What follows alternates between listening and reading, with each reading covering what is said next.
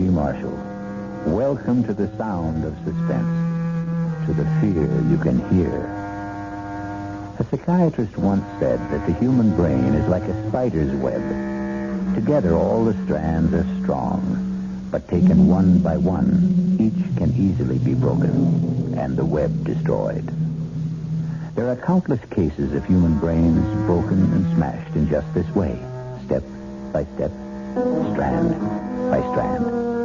And I can't help wondering, is this what happened to young Jennifer Brady? Please, officer, I'm not out of my mind. I didn't say you were. No, but everybody else does, and I'm not. I'm not. I don't mean you're off crazy because you had a bad dream. It was no dream. It happened. I tell you, it happened. No, ma'am, it didn't. You see, it couldn't have. A thing like that to happen. Impossible.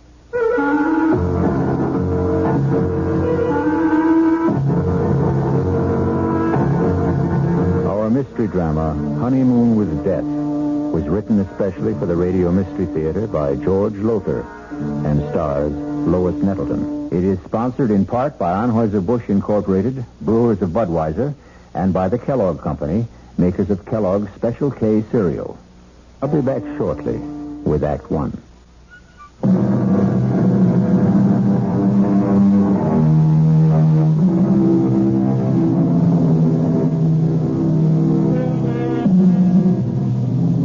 What makes Jennifer Brady think she's going out of her mind? What strange thing happened that couldn't have happened? Perhaps we can find out together. It was a wonderful honeymoon, Howard. I can't tell you how much I enjoyed it. Adored it. But you know something? Howard, you know something? What, Jennifer, what? It's wonderful to be back home. These last 10 days driving back from San Francisco, I kept thinking, when, oh, when will I be back in my own bedroom, in my own bed, in my own little old New York brownstone house? Oh, I shouldn't have said that, should I? What? Said what, Jennifer? Am I bothering you with all my chatter, Howard? Bothering me? How could you possibly bother me, sweetheart? I'm just trying to catch up with all that mail Margaret left on the living room table. Oh, hey, I haven't seen that negligee before. I saved it for a homecoming night. Like? I can see a whole month of honeymooning hasn't changed you a bit. When I've got a bride as beautiful and sexy as you, our whole life is going to be a honeymoon. Now, tell me, what was it you shouldn't have said? What? Oh, I've forgotten. Something about your own little old New York brownstone house. Oh, well, what I meant, it's not just mine anymore. It's yours now, too. And your sister Maggie's. You both inherited this old brownstone from your father. Though I must say I think that we, have the better of the bargain. What do you mean? I much prefer this top floor apartment, don't you? Oh, yes. Luckily, Maggie always preferred the downstairs part. No climbing stairs. The stairs won't bother me. I'll take them 2, 3 at a time, knowing that you're waiting at the top of them. Oh, darling. Well, you better finish brushing your hair. I'll finish that mail in the living room. Howard? Yes? About the car. Well, what about it? Do you think it's safe parked out in the street? One night won't hurt. I'd feel awful if anything happened to us. You know, sometimes on a honeymoon trip, I couldn't help wondering which you loved more, your new car or me. Oh, well, I guess one night in the street is safe enough. You can find a garage tomorrow. Howard, you locked the car. You have the keys, haven't you? Howard? Howard, can't you hear me? I asked you.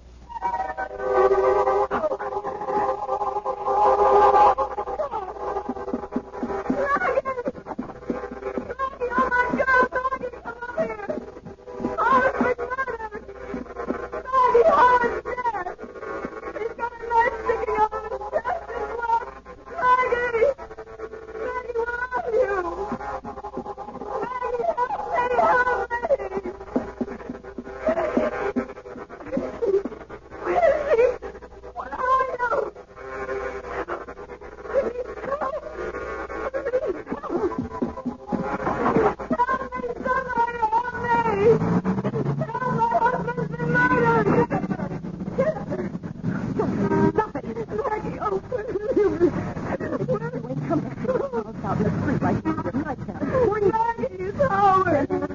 into the house.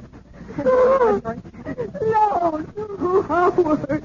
He's dead. He's up there sitting in a chair with a knife in his chest. Jennifer, please, now stop it. Come back here now. Come on. I'll phone Dr. Sullivan. I don't need Dr. Sullivan. I tell you, Howard. Howard. It's all right now. The neighbors haven't heard it. Now, look, Jen. You sit here on the couch and try to hold on. I'll phone Dr. Sullivan. Maggie. Howard is dead. He's up there in our apartment. Dead. Jennifer, please, now try to control yourself. There's no one named Howard here. What do you mean? No one named Howard.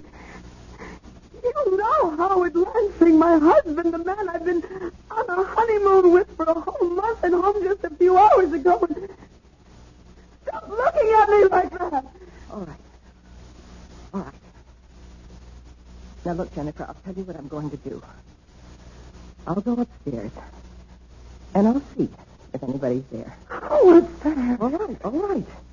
If this Howard is there, and if he's dead, then I'll phone the police. All right? Yes. But if he isn't, then I'm going to phone Dr. Sullivan and have him come right over. Now, that agreed? What's that? It's just the front door bell. Oh, yes, officer? Officer Helmets, ma'am. Ed Helmets. Anything wrong? No. What do you mean, no? My husband's been murdered. He's upstairs dead, a knife in his chest. Jennifer, please.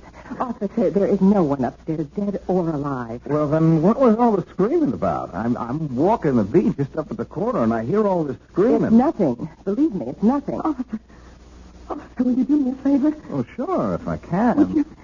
Would you go upstairs, please, and see for yourself? Officer, my sister is a highly emotional woman. Please? Would you please? Sure. Make you feel any better? Sure. Oh, Jen, what am I going to do with you? You know what Dr. Sullivan said. Dr. He Sullivan? said if you had another one of these attacks, you were going to have to be... I am not having an attack. I am as sane as you are. Don't look at me like that, Maggie. I am. Well, officer. Well, there's nobody up there, ma'am. Nobody. But there is somebody. My husband, Howard. He's sitting in a chair with a knife in his chest, blood all over. No, ma'am. But that's impossible. Impossible, I tell you. It's impossible. I couldn't. Maybe you want to see for yourself, huh? I'll go up with you. Officer, thank you very much, but there's no... I do want to see for myself, will you? Sure. I'll come with you. Well, no, on second thought, what's the use? I mean, I'm really very tired of this sort of thing. What sort of thing? Never mind, officer. Just, you go ahead. Now, is this the room where you, thought that, Huh? I can't believe it. It's impossible. You can see for yourself. 5 minutes ago. 5 minutes ago, I tell you. In this chair. He was sitting back in this chair, and there was a knife sticking out of his chest. The mail was scattered all over the floor. Mail? We'd just come back from our honeymoon. We'd only been in the house a few hours, and Maggie had left all the mail that had collected for a month on the table, on this table. Well, you can see, ma'am, no mail. And blood. There was blood on the carpet, some of the mail. Well, no mail, no blood. You don't mind me saying so. I think you...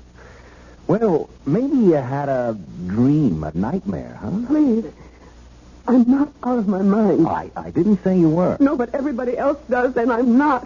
I'm not. It don't mean you're off your out of your mind because you had a bad dream. It was no dream. It happened. I tell you, it happened. Howard was here in the living room reading the mail. I was talking to him from the bedroom. I had just taken a bath, and I was brushing my hair. Wait. I know. I hadn't emptied the tub. The water's still there. It must be. I'll show you. I don't understand it. tub's bone dry, ma'am. Hasn't been used. Now, not tonight, anyway. His clothes. Howard's clothes. He'd empty his suitcases and put his clothes in the closet. Here's his suitcases, too. Just ladies' clothes. Yours, ma'am? Yes. Now, hey. Look, don't cry. Hey, look, this dream you had. It was no dream. Okay. So maybe you imagined... I didn't imagine anything. Do you imagine a husband? Do you imagine a month-long honeymoon? Do you imagine a man in a chair with a knife in his chest? Oh, I got to admit, you'd have to have a darn strong imagination. But they tell me that's what artists got. Artist? Oh, you are an artist, aren't you? That painting there on the easel? Oh, that's just a hobby. I haven't touched that since I left on my honeymoon. No? What do you mean? How long does it take paint to dry? Oh, a day, thereabouts. Oh, this paint's still wet. Plenty wet. Look at my finger. Oh, now don't start crying again. A woman crying, it makes me feel awful. I'm sorry. Look, whether you dreamed it or imagined it... I didn't. Yeah. I didn't. Oh, yeah, well... I know I've had spells. Spells? What kind of spells? Oh, I've always been high-strung, nervous, you know. No, I don't know if I know. I mean, me, well, I'm the other way. I haven't got a nerve in my whole body. I envy you. You've never been to a psychiatrist. A shrink? No, me. You ask me, anybody who goes to a shrink ought to have his head examined. That's a joke. You get it? Yes. Well, then laugh a little bit. Come on, do you good. I can't. No, of course you can't. I'm sorry. I should have known better than to even try and make a joke. You go to a psychiatrist, huh? Yes. Not regularly. Sometimes. What time? Oh, when I sort of get all keyed up and start having crying spells and feeling so sad I could die. Well, what's to feel sad about? Chick like, excuse me, a pretty girl like you with everything in life to live for. What's to be sad? I don't know. Some people feel sad for no reason at all. They just suffer from depression. Oh, excuse me? Oh, yes, ma'am? Jennifer, Dr. Sullivan is on his way over. I just phoned him. All right. And, officer, thank you very much for trying to help. Oh, not at all, ma'am. Not at all. Glad to do what I could. I'll show you out. Oh, that's okay. No. Sorry, I'll come with you. I'll be just a minute, Jen. Officer, I wanted to ask you, you don't have to say anything about this, do you? I mean, put it in your report or anything? Oh, no. There's been no damage or anything like that. Does she get this way often, your sister? Well, often enough. She hallucinates, you see. Huh? Come again? Hallucinate? It means, well, just what you saw. She was totally convinced there was a murdered man up there. Her husband, no less. Well, you saw for yourself. Husband. Jennifer's never even had a boyfriend. A cute doll? A pretty girl like that? Well, it's all part of her condition. She's afraid of people. Men, especially. I wish she could become less afraid, more outgoing. If these spells of hers get any worse, she may lose her mind altogether. Oh, say, I hope not. A sweet kid like that, I sure hope not. I know, so do I. Well, looks like we've had a little shower. Street's wet. It was drizzling a little when I came in. Well, good night, ma'am, and if you need... Wait! The car! The car? What car? Howard, the little red sports car he was so fond of. It isn't there. But it was. I know it was. Officer, thanks again, and good night. Good night, ladies. Jen, dear, until Dr. Sullivan gets here, I think you should lie down and rest. I don't want to lie down. Well, then just stretch out on the couch and I'll make some tea for us. Oh, it's probably Dr. Sullivan now. Oh. Yes? Excuse me, ma'am. I just wanted to get something straight. Yes. Your sister, did she say... Oh, ma'am. Yes, officer. Did you say that car was a little sports car? Yes. Why? Well, nothing, only there was one parked out there in the street. What do you mean? Well, we've had a shower, see, and I happened to notice the street's dry in one spot. There must have been a car standing there while it was raining. A small car. Officer, please don't make things worse for me or for my sister. I mean, there's nothing unusual about a car being parked in the street. No, only... Good night, officer. Funny, though. Funny. What exactly is it that strikes Officer Helmut as funny? Perhaps we'll know when I return shortly with Act 2.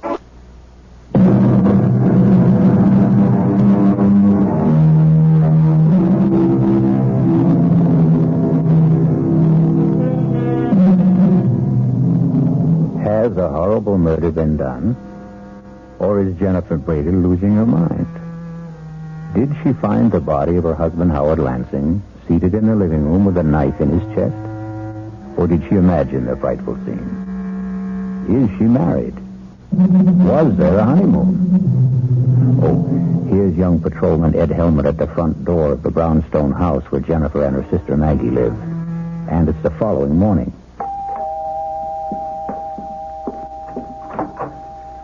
Oh, it's you. Yeah. Well, won't you come in? Thanks. Thank you for, what you did last night. Oh, just doing my job, Mrs. I don't know what to call you.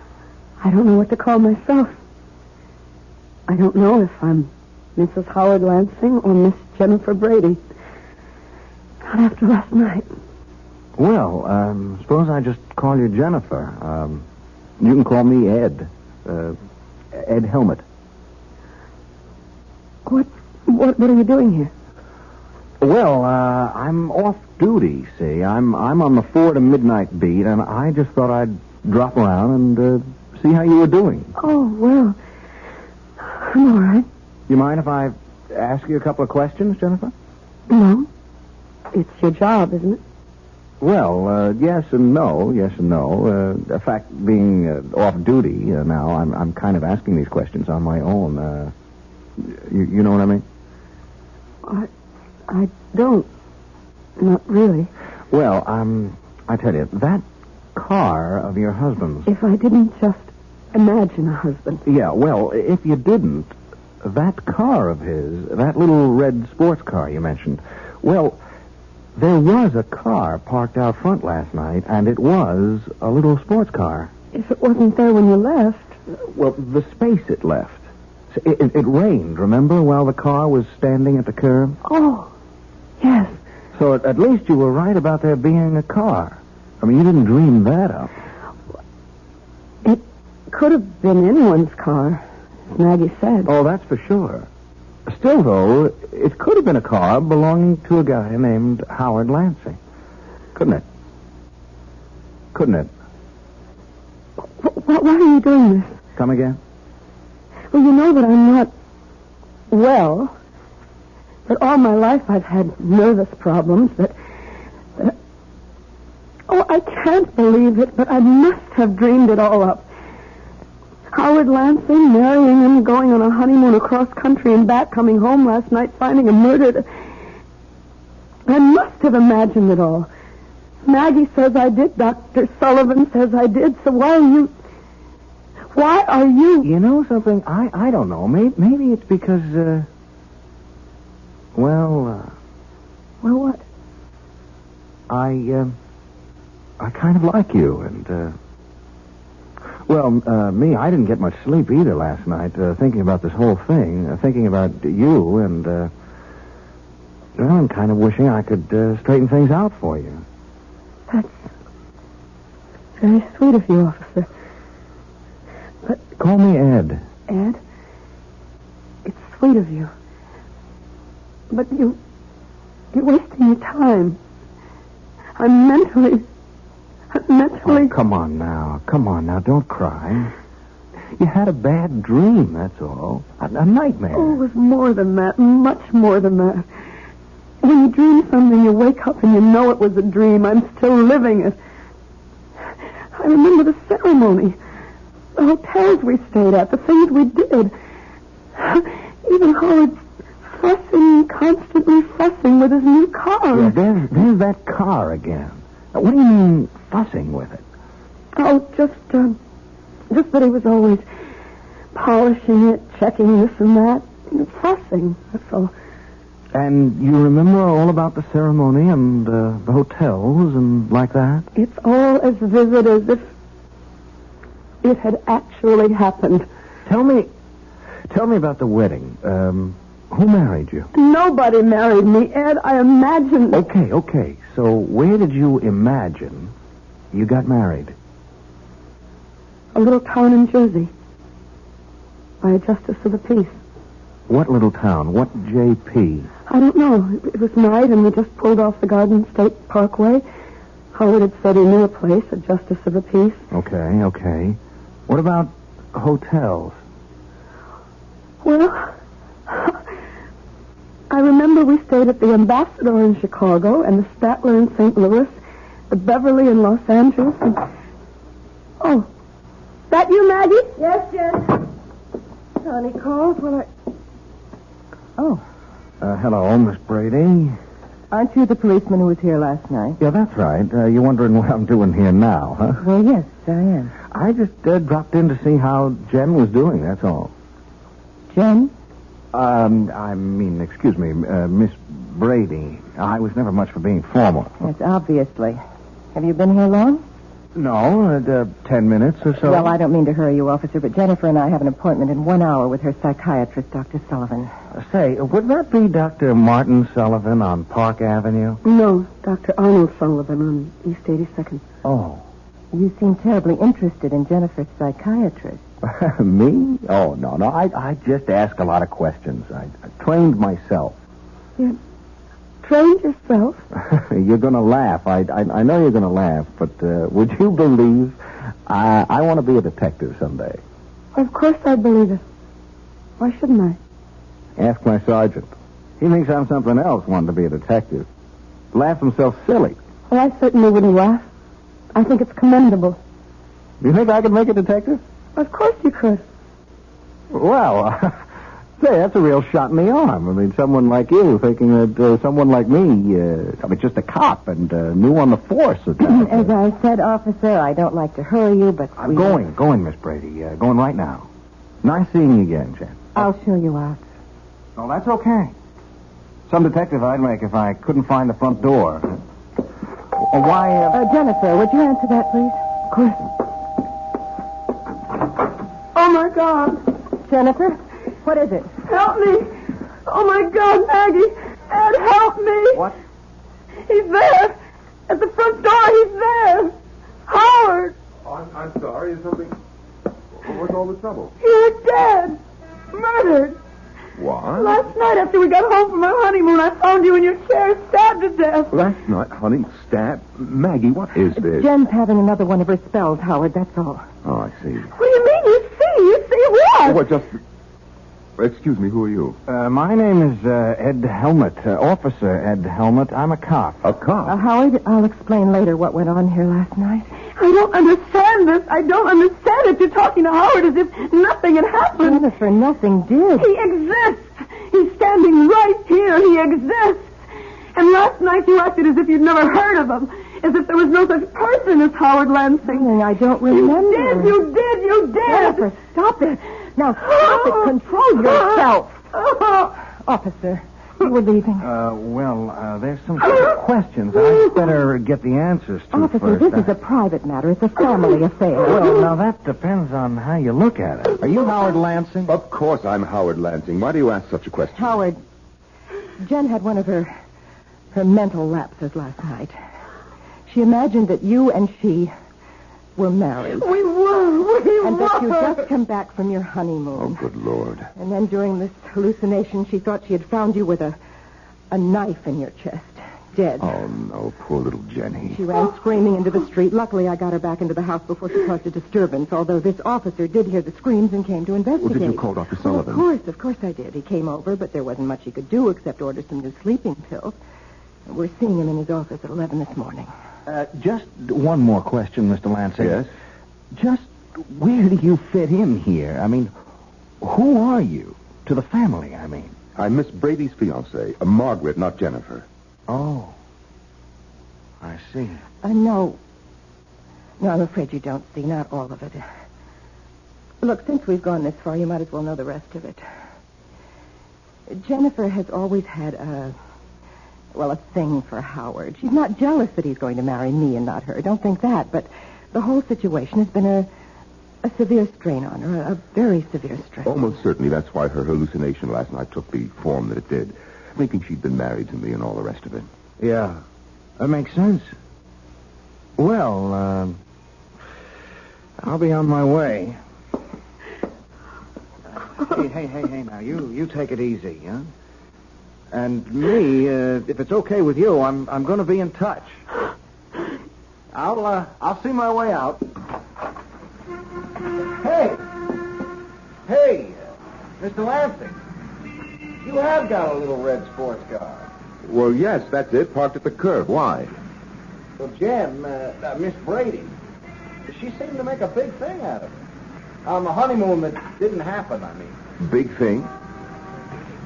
Well, what I mean, she said you were always fussing with it, polishing it and like that. Sure looks as if you do. Oh, I do. I'm a sports car buff, if you want to know.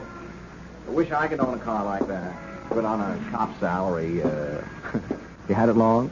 2 or 3 months. Oh, like cross country. Well, maybe someday I will, but so far I haven't had the interest. Yeah. Well, see ya. Bye. Where is she? Upstairs, changing for appointment with Sullivan. I don't know. Oh, boy. If I had a car like that, I'd go for long trips, like cross country. Well, maybe someday I will, but so far I haven't had the interest. Yeah. Well, see ya. Bye. Where is she? Upstairs, changing for appointment with Sullivan. I don't like this, Maggie. You don't like it. You don't like it. All the stupid things walking in here when a cop was here. I know he was here. If it comes to that, why did you let her run screaming into the street last night? Howard, come to your senses. Was there any other way? No, I guess there wasn't. I'm afraid we're going to have to move faster than we planned. Why? That young cop's pretty nosy. Come over here to the window. What? Look, down there. What the hell is he doing? He's measuring the size of your car from front to back wheel. What's he doing that for? I don't know. He's doing it. I don't like it. No, Howard, we won't commit Jennifer now. Well, if we don't commit her, what will we do with her? Kill her.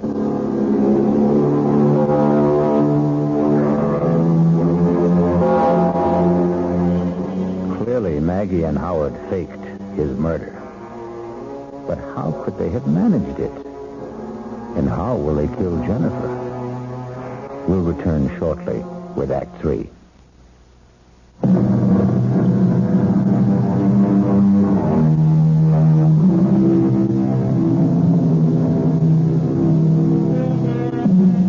Were you as shocked as I to discover that Howard Lansing is very much alive? I can't fathom it. Can you? No more than, 10 minutes could have passed between the time Jennifer saw him slumped in that chair with a knife in his chest, blood all over everything, and the time Officer Helmut entered the room to find no body, no blood, nothing to indicate that a murder had taken place. It would have been impossible for Howard Lansing and Margaret Brady to restore perfect order to that room in so short a time. Even to Howard's clothes and luggage no longer in the closet. A bone-dry bathtub. And the rest of it got me puzzled. Well, we'll soon have the answer as we rejoin Maggie and Howard. Kill her. There's nothing else we can do. Oh, we can do what we planned originally. Commit her. It won't work. Not now. Why not? Your answer is right out there in the street. The cop was just finished measuring your car. Now, what's he doing? Quite obviously getting into your car. I think I better get out there and see what he's up to. I was just about to suggest it, Howard. Officer, what are you doing in my car? Oh, say, Mr. Lansing. Say, I hope you don't mind. Like I told you, I want to own a little sports car like this myself someday, and, well, I just couldn't help sitting behind the wheel. Say, I hope you don't mind. As a matter of fact, I do mind. Oh, well, say, please excuse me. I just kind of flip over a car like this, that's all. Is that why you were measuring the wheelbase? Measuring... Oh, that. Yes, that. I saw you from the window. Yeah, well, now, I tell you, I want to get to be a detective someday, see, and I'm studying, like, fingerprints and stains and like that, and measuring. Now, measuring things is important, very important. You'd be surprised how important measuring things is. So, I take every opportunity to measure things. Yes. Well... Like last night. Were you here last night? No, I was not here last night. Funny. What's funny? Well, last night, Jennifer, Miss Brady, she said a car, in fact, your car, was parked outside here. Only it wasn't. I mean, when we looked, no car. Well, I just told you that... Yeah, but there had been a car. You see, it had rained, and the car was standing out here during the rain and left a dry space in the street. And I measured that, too. Couldn't help myself. It's become a habit, you know? Well, I fail to see what this has to do with anything. Identical. Same wheelbase. That car and this one. Look, there are probably thousands of sports cars in New York. I'm not saying it was the same car. Oh, no, nothing like that. I'm only saying the wheelbase was the same. Very interesting, I'm sure. But if you don't mind now, Just leaving when you came out. I apologize if I upset you getting in behind the wheel without permission. That's all right. Yeah. Well, goodbye. Oh, by the way... Now what? You got 11,243 and 9/10 miles on the speedometer. 1,000 or so more than you said you had. I just thought you'd like to know. Thank you. I'm deeply grateful for that information.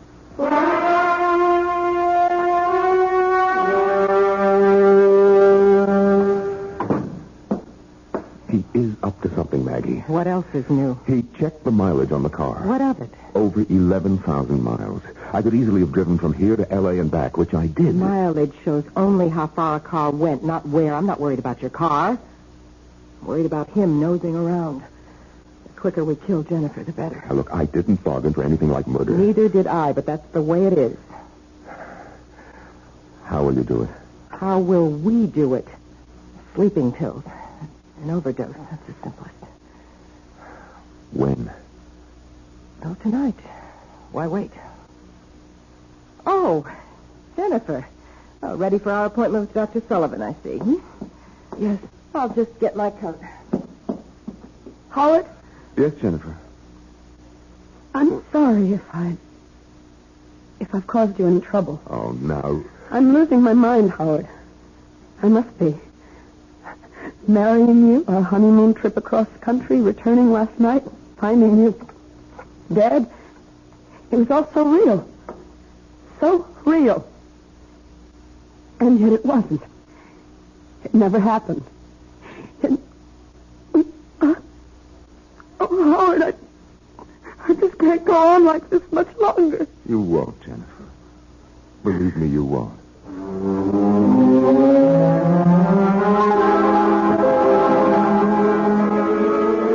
You sure of that?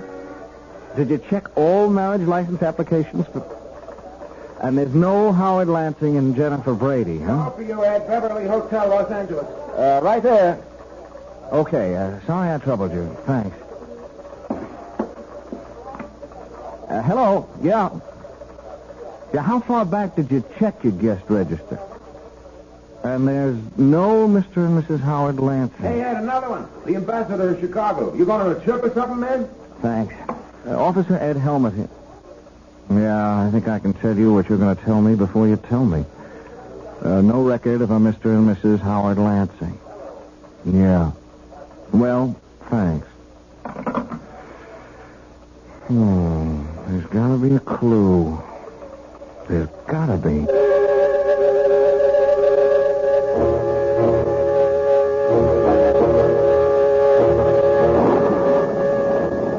Well, She's asleep. how many pills did you give her? Enough. What's the matter, Howard? Why that look on your face? I'm a murderer. I'm just beginning to realize it. I am a murderer. Not yet, Howard. She won't be dead for a while. How can you be so calm? You frighten me, Maggie. I've never seen this side of you before. You've got to be kidding. All the time we spent planning this. To commit her, not murder her. What's the difference? We're not doing all this for peanuts, you know. We inherited $1.5 million from my father, Jennifer and I. You and I will have all of it once she... Who could that be? I'll see. Wait. No, I guess we can't pretend no one's at home. The lights are all on. And my car's parked out front. Oh, it's you. Okay if I come in, Mr. Lansing? Oh, well, now, Thanks. Rotten night out there. Just plain rotten. It's Officer Helmet, Maggie. Yes, so I see. Getting to be a regular visitor, aren't you? To be honest with you, Miss Brady, it's a real nasty night, and walking a beat, I didn't think you'd mind if I came in for a few minutes. Also, I wanted to see how Jen's getting along. Jen is getting along very well, if it's any concern of yours, which it is not. Oh, well, I only... Officer Helmet, circumstances beyond my control brought you into this house last night, but I do control whether you'll keep coming here like this. Please leave. Oh, well, now, wait a minute, Miss Brady. I like your sister, and I have reason to think she likes me. Now, wait a second. Just wait a second. I also think she needs somebody like me, somebody to lean on, to protect her. And further than that, I'm here on official business. Official business? I'm placing you both under arrest on a charge of... Where is Jen? That's no business of yours. What's all this about? Where is she? She is upstairs asleep, if you must know. Asleep at 8 o'clock at night? She took a couple of sleeping pills. Where are you going? How dare you go up there? Maggie, You my have God. any nerve, don't lose it now. But he'll know. He'll know she took an overdose. That's all he will know. He will know that we gave it to her. He's arresting us. For what? On what charge? Whatever it is, he'll never make it stick. We've covered our tracks too well for the law to... He's carrying her down. All right, baby. It's going to be all right.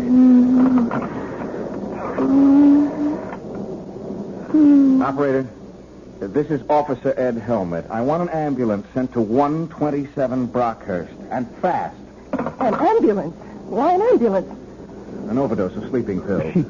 She didn't take them, Buster. They were given to her, shoved down her throat, you ask me. I'm changing the charge against you two. I'm booking you for attempted murder. You must be out of your mind. You're as crazy as my sister. Who isn't crazy at all. That was a real far-out scene you two tried to pull. I gotta hand it to you two. You planned it so careful, so good. There wasn't a loophole in it, except one. I don't know what you're talking about. You don't, huh? Then let me explain. You set the whole thing up, the two of you. The marriage, the honeymoon trip across country and back, the fake murder, and the whole bit. Oh, and you played it smart. Very smart. Not a clue. I checked the Marriage License Bureau. No license. Easy enough. You could have bribed the clerk to destroy it. Now, look, I checked a few hotels. The big ones like the Ambassador, the Beverly in Los Angeles. No Mr. and Mrs. Howard Lansing listed. A piece of cake. When you registered, you gave a different name. You're making yourself look like a fool. What you're saying is you could find no evidence. Oh, but I did. One little clue that neither of you thought about. The car, Mr. Lansing. Your pretty little red sports car. I don't follow. You will. I told you I found that dry space out on the street last night because a car, a little sports car like yours, had been standing there during the rain. Well, it could have been anyone's car. Sure. Same size as yours. Same wheelbase. But I agree, it could have been anyone's. Only it wasn't. It was yours. You want to know how I know? We'd be enthralled.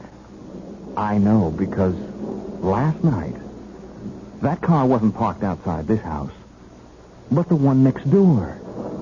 I got to wondering about that. I kept saying to myself, if it was his car, why did he park outside the house next door? I came up with the answer today when I entered that house. Nobody there. And found fake blood all over the upstairs room. A gag knife.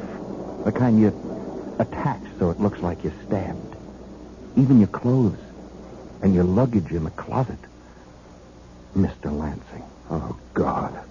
So you see, if it hadn't been for your car, I'd never have realized that brownstone houses in a row like these are identical. You bought this place, or leased it while Jen and him were on their honeymoon, didn't you, Miss Brady? Last night, when Jen went screaming into the street, you deliberately let her run into the street so you could bring her back to the house next door. This house. In her state, wound up tight like she was, she never realized what you were doing, as you knew she wouldn't. You'll have to prove these accusations. I will. I can. With the one little clue that nails it all down at all four corners. The little red sports car again. What about it? Well, you told me you'd never driven across country. I never have. If you're thinking of the mileage on the car, that proves nothing. Well, not the mileage, Mr. Lansing. The servicing. Servicing? You had it serviced at the Beverly Hotel in Los Angeles. A lube job, oil change, new filter, the works.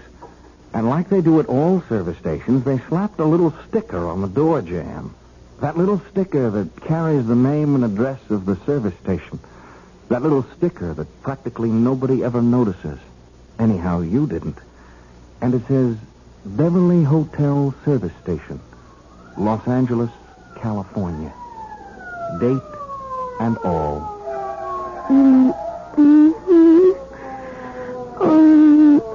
Easy, Jen. Easy. You're going to be okay. From here on in, you're going to be just fine.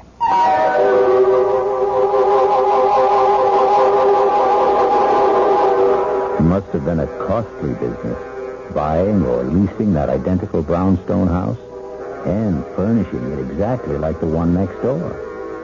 But then, Maggie had all the money in the world, or thought she did. I'll return shortly.